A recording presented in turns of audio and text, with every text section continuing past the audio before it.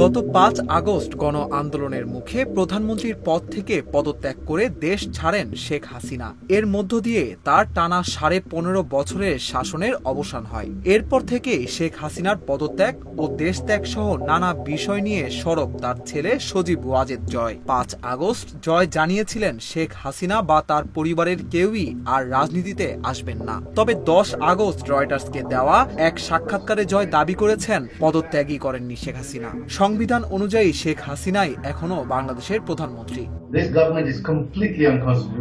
৫ August Sheikh হাসিনার পদত্যাগের দিন ব্রিটিশ সংবাদ মাধ্যম বিবিসি ওয়ার্ল্ডকে দেওয়া এক সাক্ষাৎকারে জয় বলেন, প্রধানমন্ত্রীর দায়িত্ব থেকে পদত্যাগ করে দেশ ছেড়ে যাওয়া শেখ হাসিনা আর রাজনীতিতে ফিরবেন না।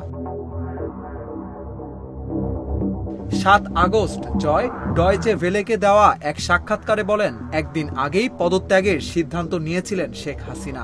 রাজনীতিতে ফেরা নিয়ে জয় বলেন, আমাদের সঙ্গে ৩ বার কিউ করা হয়েছে, ৩ বারই সব হারিয়ে বিদেশে থাকতে হলো। আমি আর আমার মা বাদে আমরা বিদেশে অনেক বছর ধরেই আছি।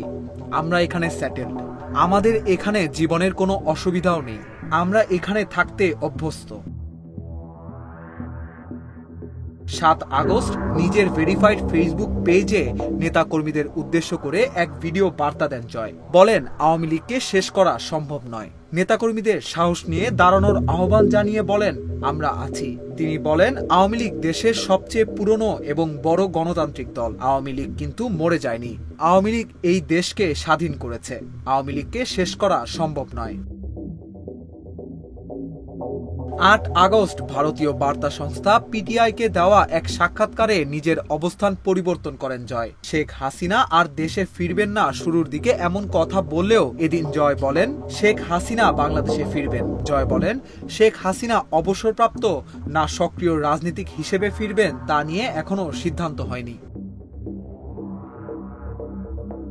শেখ হাসিনার দেশে ফেরা নিয়ে নিজের অবস্থান পরিবর্তনের কারণ হিসেবে জয় বলেন, গত কয়েকদিন আমাদের দলের নেতা ও কর্মীদের ওপর হামলার পর অনেক কিছু পাল্টে গেছে। এখন আমরা আমাদের মানুষদের নিরাপত্তার জন্য যা যা প্রয়োজন তা করব। আমরা তাদের একা ছেড়ে যাব না।